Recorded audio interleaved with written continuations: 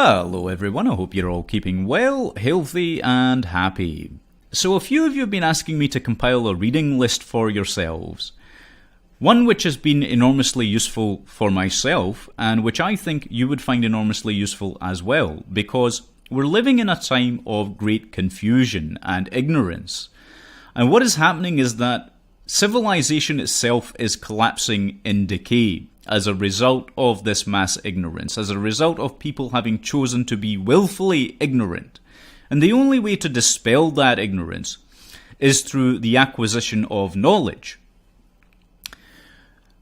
One of the things that I find particularly distressing is that people are shunning knowledge at the moment. There is this strain of anti-intellectualism in true terms, which has branched off partly from postmodernist philosophy and partly from the communist Marxist underlying ideology, which has hijacked the institutions, right? Every educational institution today has become an ideological indoctrination center. They're driven by ideology rather than a wish and a will to truly educate people. And that is a very, very sad thing indeed. And more people are beginning to notice this.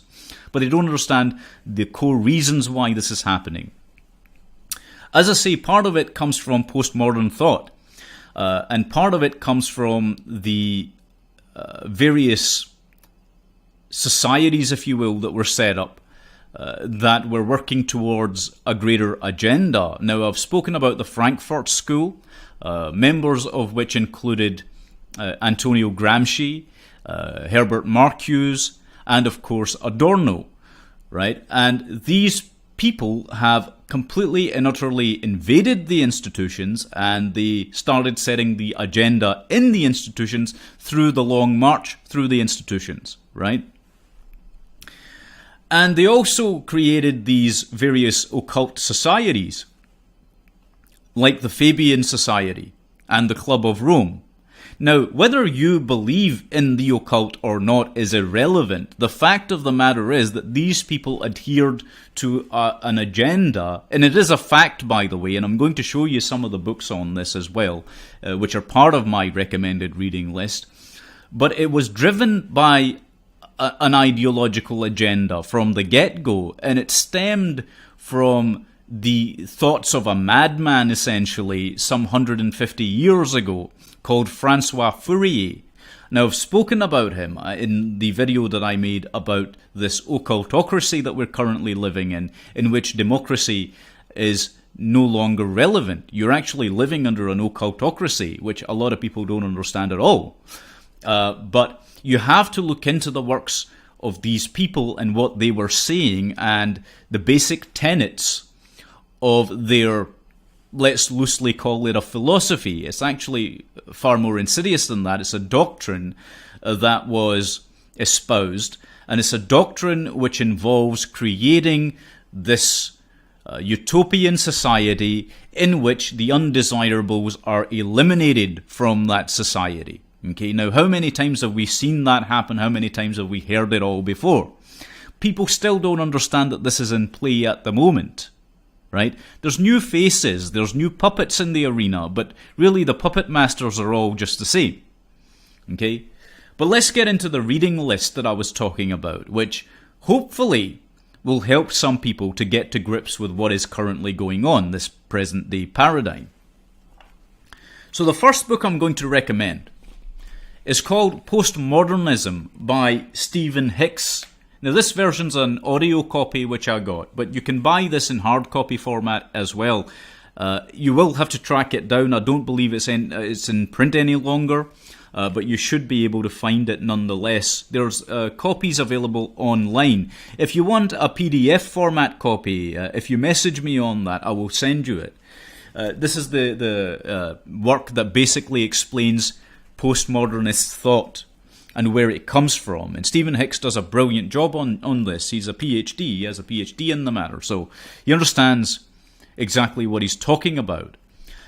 The other book I would recommend to people out there as well is this book here called Maps of Meaning by Jordan B. Peterson. Right, now this is a copy that Professor Peterson sent me some months ago. It's a signed copy from him. So thank you very much for that, Dr. Peterson.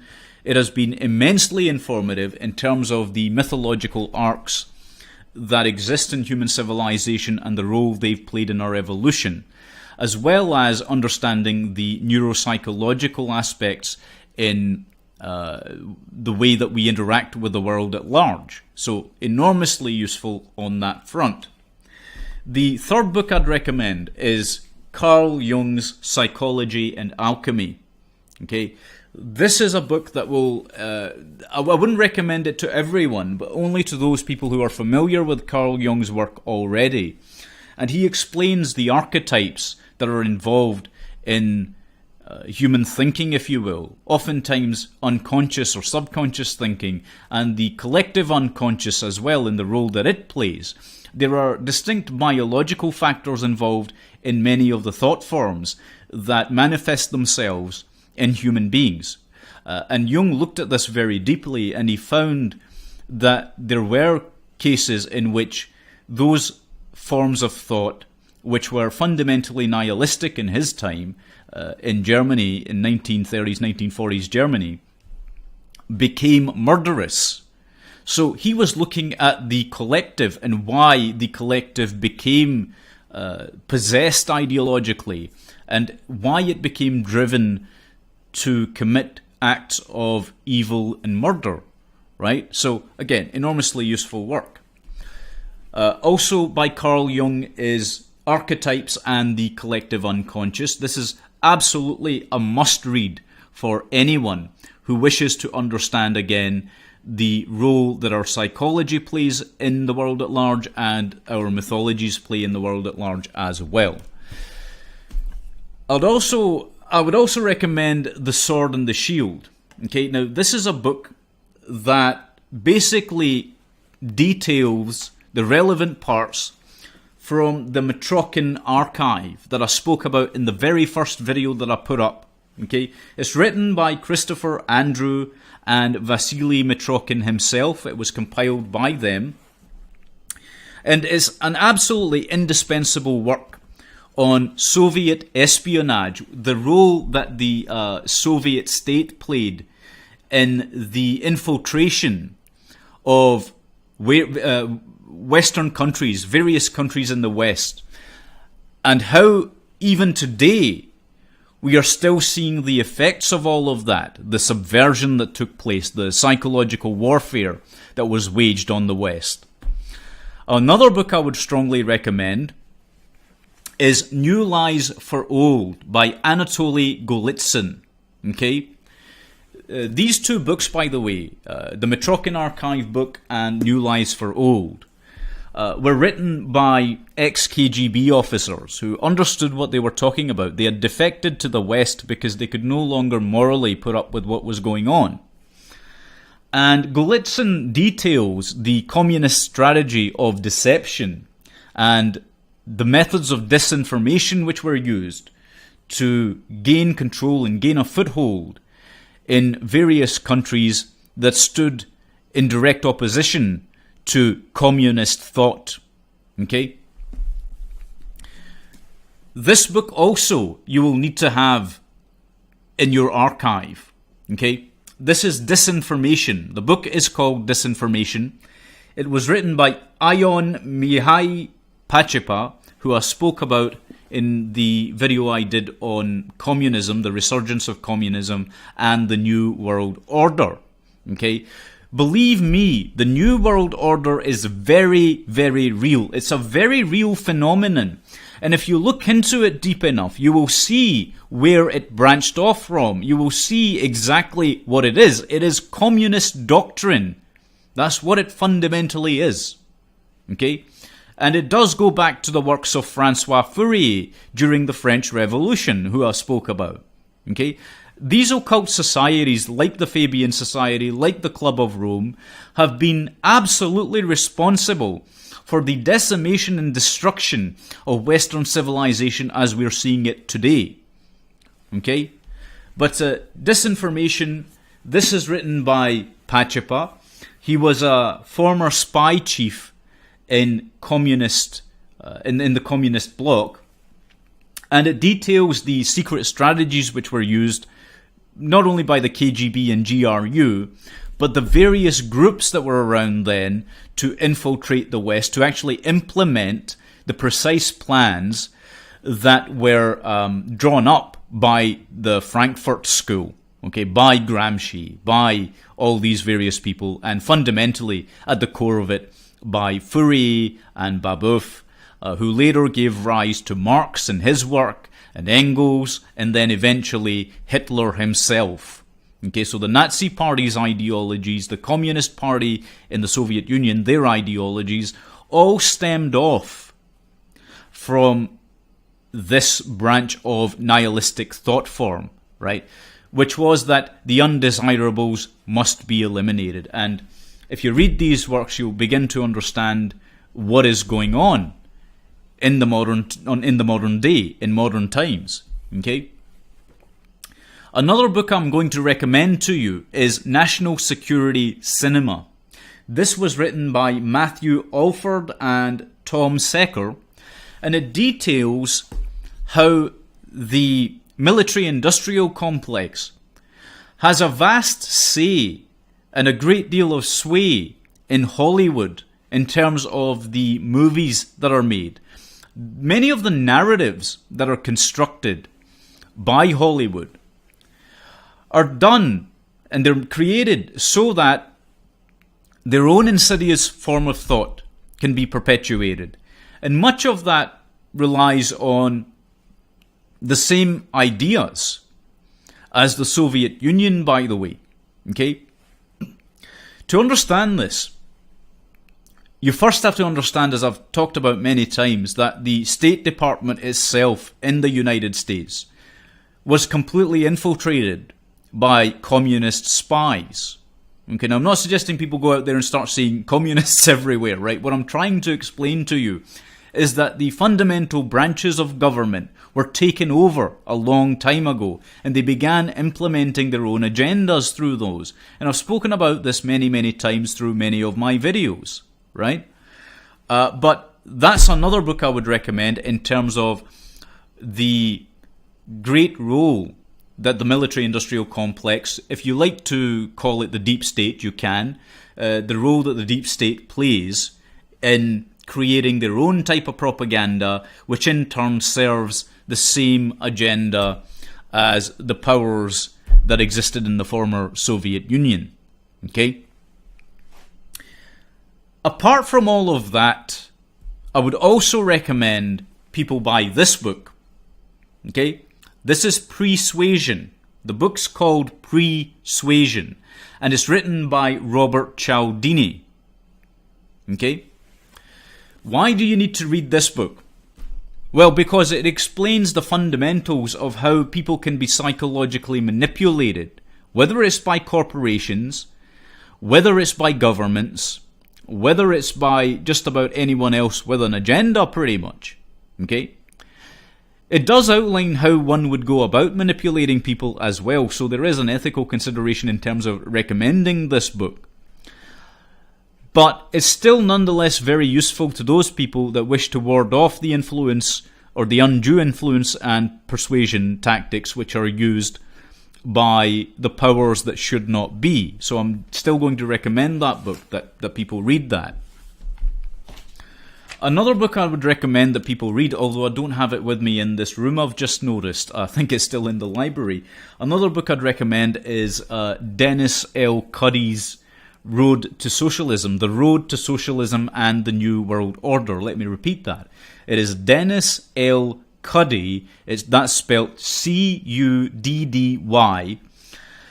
He wrote this book in order to explain in depth how the American education system became this tool of indoctrination and how it became driven by its ideological underpinnings fundamentally. And he also talks about the failings of the education system. He talks about John Dewey. John Dewey was, in fact, a Fabian socialist himself. And some of these people were responsible for creating the American education system. They're responsible for making it into what it is today. So very important to read that. I would also recommend, on the same subject, John Gatto's work. Okay, Gatto. John Gatto was also enormously well placed and well versed to understand what was going on in the education system. And he wrote a number of books on this same matter, on this same subject. But it's enormously useful to understand what is going on in the current day education system and why it has turned into this behemoth. Why it programs people fundamentally into becoming drones, right? Again, I could say much more about that, and I probably will in future videos, but those are just, again, some of the books I would recommend. One other book on the education system that I would strongly recommend, or one other author rather, is Charlotte Iserbet Thompson. Okay, she's written in line with, in parallel with Dennis Cuddy and John Gatto, many books, many articles on this same subject of how the education system was subverted. Okay, how it became this thing which it is. And again, I would recommend her work to people as well. So these three people who were very much involved in the education system, they were either teachers or they were on boards, education boards and so on. They all understood what was happening and they tried to warn the public. But not enough people read their work. Okay? On the subject of Soviet subversion, before I forget, another book I would recommend, and I've been recommending this to people on other social media platforms, is Putin's Kleptocracy. Okay? Putin, as in President Putin, right? Putin's Kleptocracy by Karen Dawishaw. Okay, that's Dawisha. You must read this book in order to understand, because it ties in with Golitsyn's work, because it explains to people the fact that the Soviet Union, when it went into its period of downfall, how it never truly converted to capitalism, right? How it maintained the structures and foundations of communist belief within the government structures, and how the oligarchies which operate in the Russian Federation today are hoping to re-establish another Soviet Union, a far greater Soviet Union, if you will. Okay? So that's another book I'd recommend by Karen Dawishaw. It's called Putin's Kleptocracy. Other books I would recommend include Alexander Solzhenitsyn's Gulag Archipelago. Obviously, Professor Peterson and others have recommended this to many people as well, so I would do the same thing. Please do read that.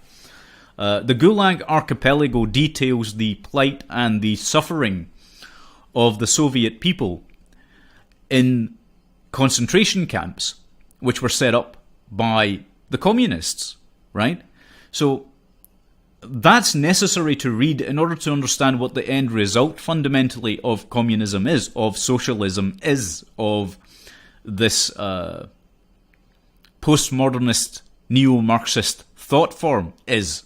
Okay, it ends in mass killings. It has always ended in mass killings, and there's no getting around that, right? Although in the modern time, because of ignorance, because history has been jumbled up and it's being the school systems are teaching things that are plain wrong.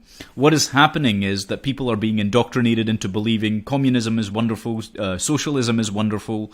I'm not really sure why they believe these things, but they do. But it's very easy to convince people of that if you eradicate history completely and utterly. So I would recommend people do read Solzhenitsyn's Gulag Archipelago. On a subject slightly related to this, as another recommendation, which looks into the psychology of people, which ties into the works by Carl Jung and Professor Peterson's work as well to a great extent, is Fyodor Dostoevsky's Crime and Punishment. Okay, you have to read this book, if only to understand how human psychology factors into all of this, right? So those are my primary recommendations as a basic reading list. I would also recommend Baruch Spinoza's work, okay, particularly his work on ethics, because these were some of the foremost thinkers that were around. He was a materialist, but he does a great job of distilling the importance of ethics and where ethical frameworks come from and why they're necessary. He was very, very pro-natural law. Okay, so Spinoza's work, that's Spinoza, right? Do look up his work. I would also recommend all the Greek philosophers as well. I mean, there's so many works I could recommend here, to be honest with you, so it's going to be quite a list. But Aristotle's work on the Trivium is enormously useful. I would also strongly recommend Aristotle's book on rhetoric, which, similar to Cialdini, talks about persuasion and how to best persuade people via rhetoric, but also details what has to come before rhetoric. So the Trivium, grammar, logic, and rhetoric, Aristotle wrote about them quite extensively. So please do read those works. Don't miss those out. Some of you have also been asking me to recommend various occult works as well. And I will do this in this video also, so that you have a better understanding of what the agenda actually is and where it comes from. Okay? And I wouldn't recommend these books lightly unless you've actually studied the occult in depth, right? And there's a reason why I wouldn't fully recommend these, because it's all too easy to descend into this mode of thinking via these works that you've attained ultimate wisdom, okay? Because they're presented in these ways. Many of these New Age works that have been written in modern times are designed to do exactly that, to make you believe you are fundamentally a god, right? Not that there's anything wrong with that theologically per se. The problem is, in those kind of belief systems, in what later became postmodernist thought actually, right, that you are the only thing that you can verify, i.e. solipsism, right? The problem with that mode of thinking is that it leads to absolute contempt for all humanity and a fundamental intellectual arrogance in people, which ends up becoming self-destructive. Okay, so that's the warning I will give before I recommend these works, right? But they are important to read nonetheless. So the first work I would suggest people read is The History of Magic, right, by Eliphas Levi. Now, when you say magic, people immediately think of spells and voodoo and crazy things like this. But actually what Levi was detailing in this book and other books as well was how to manipulate groups of people and how to manipulate thought and the ways in which philosophy might serve the purpose of doing so. Okay? And he also details the Kabbalistic belief systems, both the positive and the negative, and the ideology that basically gave rise to, birthed this insidious form of nihilistic thought. Okay, this self-destructive bent, this bent for destruction that particularly solipsists are given to. Because what happens is, people who are solipsistic not only have contempt for all other people, they actually end up with a contempt for themselves. They decry their own existence because they've ceased to have a purpose. See, their false belief that they have gained ultimate wisdom leads to them no longer having anything further to pursue. And that's an incredibly dangerous place to be, which is why they become murderous ultimately as well. But Eliphas Levi's work is very important. It plays a great role in understanding what happened and why it's happening and how all this New Age garbage that's being pumped out there came to be. Okay? As I say, it comes from the negative aspects of Kabbalistic thought. On a related note, this is a copy of MacGregor Mather's The Kabbalah Unveiled. Okay? And I strongly recommend this to anyone who wants to understand Kabbalistic belief. Okay, the philosophies of the Kabbalah. Because they're used in Freemasonry. They're used in occult societies even today. They're used in satanic belief systems as well. They're also used in positive ways in Hermetic philosophy. It's not that they're evil or anything along those lines, so please snap out of that form of thinking, right?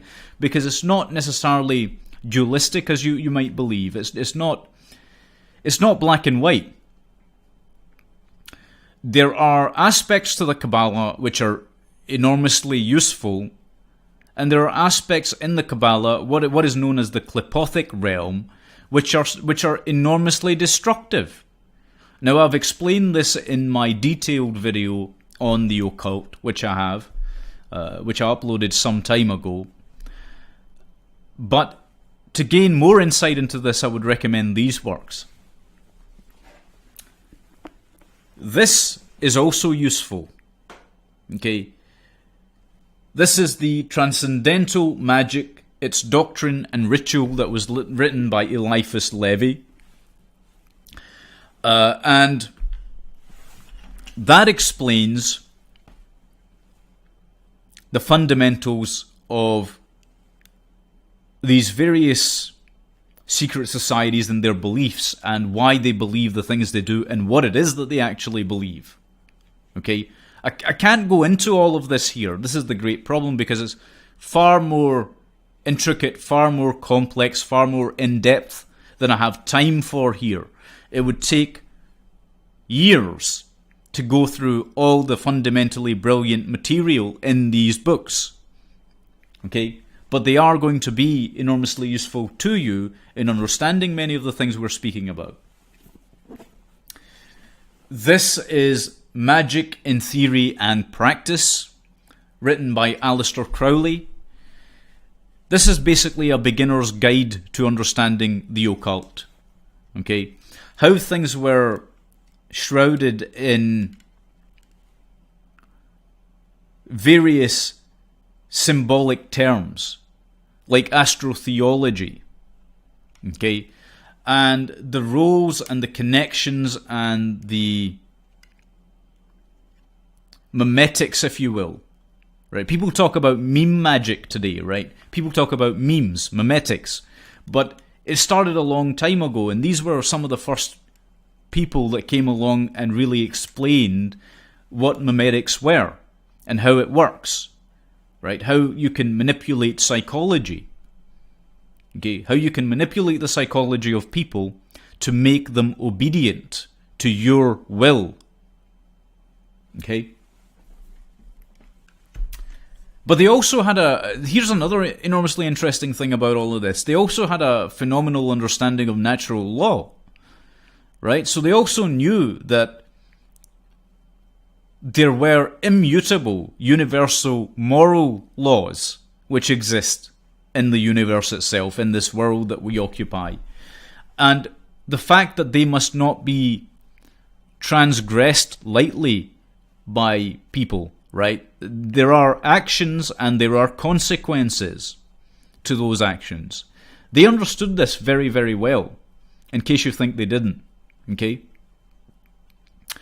And people today need to understand these things also, because if they don't, they'll just continue down this path of self-destruction. They'll continue until there's nothing left. And this is, again, this has been done to people on purpose. Okay? The eradication of the moral core. The eradication of morality and truth. And I'm not talking about morality in a religious sense. Okay? I'm talking about morality in the sense of if you do something profoundly evil, you will find that it has consequences which are in turn quite severe. Right? This notion of karma, okay, it's not entirely inaccurate. The way that the West has adopted this has become an inaccurate kind of way of putting things forward, right? But in real terms, there is a very real aspect to that. If you do great evil, then you'll find that there is a price for it in this life. There is suffering that accompanies that. And it only multiplies exponentially the more that you do that causes harm. Okay? The more harm you cause in your life to others, the more harm will be visited upon you. This is what a whole lot of people don't get. Right? Because what they've been taught by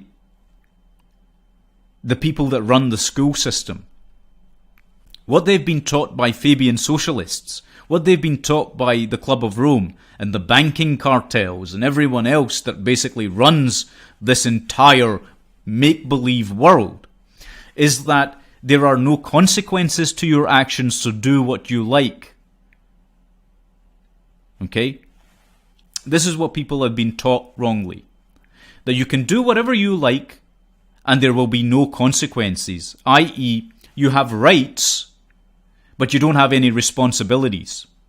That's a very, very dangerous thing to teach people.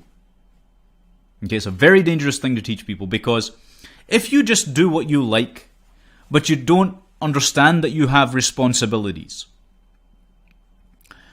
you'll frequently find that you do things on impulse or out of instinct without considering the consequences of your actions. That's how evil happens. Okay, it's pure impulse. Most people here's the thing, most people don't understand that instinct and impulse, whilst they can be useful for informing your decision-making processes, are utterly useless for making solid life choices. Okay? Because your id, if you will, as Freud put it, okay, your id doesn't understand anything about having a conscience. It doesn't understand anything about what will happen if it carries out its will impulsively, right? Your instincts don't understand any of this stuff, right? Because your instinct comes from your base biological self, your base reptilian brain, if you will, right?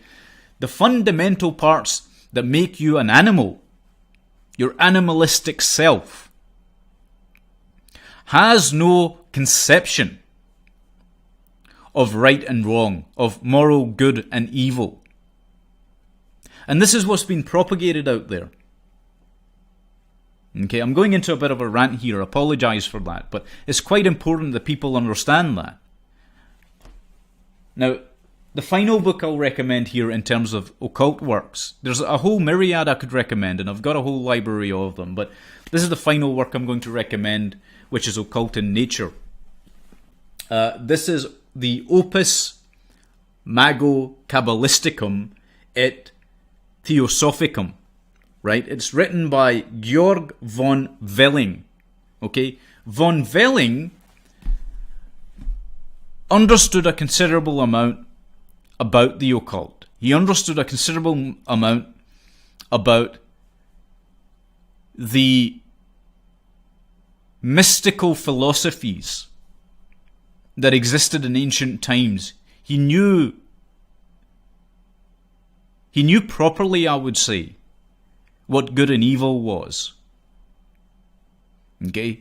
And this basic idea, although it was bastardized and distilled over time into the religiousized concept of good and evil, which was actually not entirely correct. But that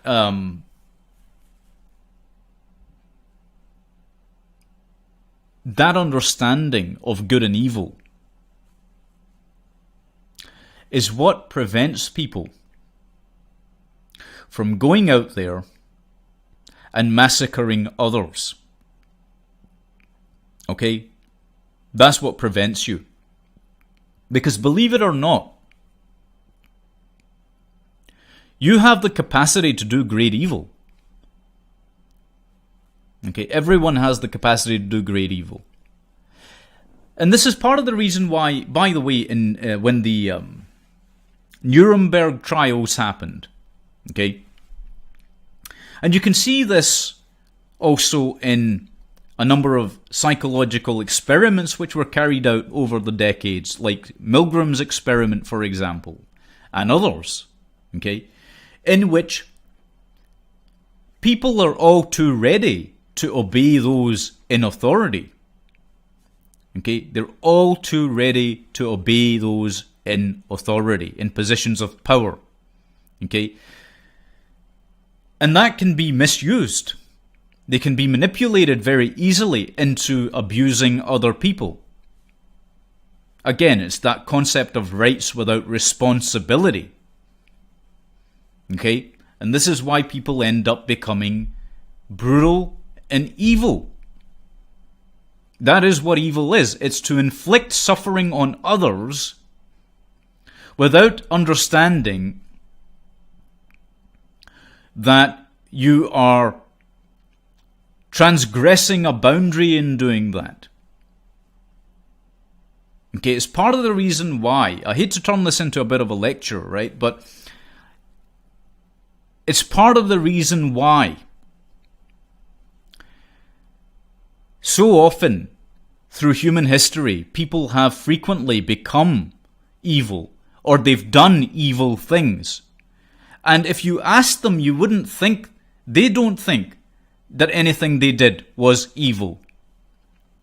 Okay, during the Nuremberg trials, the people that were responsible for supporting the totalitarian regime which existed said that they were just following orders. The same thing happened in the communist Soviet Union. Okay, every time totalitarianism or tyranny comes about, people use this excuse that they were merely following orders. And they don't just use it, they believe it. They absolve themselves of their own responsibility because they're told by the totalitarians, you have lots of rights, but you have no responsibilities. Okay? That is what causes most of the things that you're seeing in this world today. That's what keeps perpetuating the cycle of violence, the cycles of evil, the cycles of war, of hatred, of suffering. That's where it's coming from. And until human beings learn that you're not merely just born with inalienable rights without any responsibility, until human beings learn that, they won't better themselves. But if governments are teaching you that you don't have responsibilities to your fellow human beings, my goodness me, it's not going to be a good situation, is it? And why is it that people obey orders so readily? Well, part of it we've talked about, but another part to this is that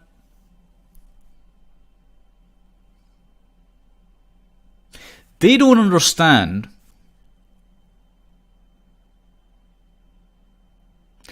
that many of the people who are perceived to have power, to have authority, are lying to them. They're lying to them. Okay, this was something I was thinking about before, just these last couple of days actually. This occurred to me. Where does authority come from? Authority comes from, typically, the perception that someone is an expert in a given field. Okay, someone knows what they're talking about. For example, you expect an electrician to know about electricity, right? Electronics, okay? If you're talking to a chemist, you expect they know about chemistry. If you talk to someone who's a medical professional, you expect them to know about medicine, right? And in most of these cases, people do know their onions. They are experts in their field, which is why you can trust them many a time. But, as Cialdini explains, and as Aristotle oftentimes explains in his works as well, along come people who can masquerade as true authorities, as true experts. They're the ones you have to be enormously careful of. Take a look at politicians, for example. Okay? Politicians pretend to be experts on legal issues, on government policy, on this, on that, on social things, on education. They pretend to be experts in everything. And people readily give them their authority, right? They give them all this power over their own lives. They give government power over their own lives. But how many times have you seen politicians being pulled up for their ignorance? In the UK recently we had this thing with Diane Abbott, who was a member of the Labour Party. She was pulled up on her ignorance many, many times. She couldn't even do basic math. Okay? In the US it's happened many a time as well. Right? Your politicians know nothing, but they pretend to know everything. They're the pretenders, they masquerade. Well, it's the same thing with certain members in the police force, or certain people in the military. They masquerade as experts. There are certain types of generals, for example, who are armchair generals, who are paper tigers, okay? And this is what people call the deep state again, right? They don't fully understand that that term is just meant to obfuscate the real thing that's going on here, which is that these types of generals graduate from West Point, and so everyone assumes that they know what they're talking about. But unless you've been in a war zone, unless you have started a war and then ended a war, and in between had a decent exit strategy, you don't know what the hell you're talking about.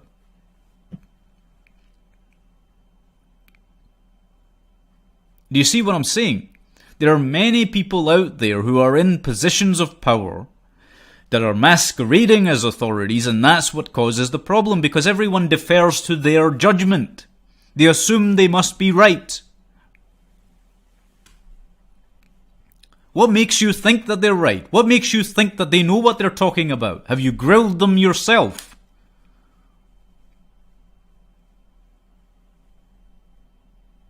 Right? That's my point. That's what's actually happening to a great extent. That people don't know that you're not just born with rights, you're born with responsibilities to your fellow human beings. And the moment you start usurping the power of nature, this is something I'll go into in another video. But the moment you start believing yourself to be a god fundamentally, that you feel that you have god-like power to decide who lives and who dies, not only have you become a despot, but you've become evil. You've assumed none of the responsibility that goes along with the rights of being a sentient being, a sapient being. Sorry for going off on a rant like that, guys, right? But I think these are also important things that people need to understand. But those are my basic recommendations for books, by the way, and I'll detail these in the description as well, and I'll maybe put a post up as well with all these books and the names of these books and the authors, so that you can go and read them and that you can hopefully gain something from their work, as I certainly have. But I want to thank you all very, very much for proposing that as a suggestion as well, because it is useful to other viewers out there also, I think. So thank you very much. Take good care of yourselves, and God bless you all.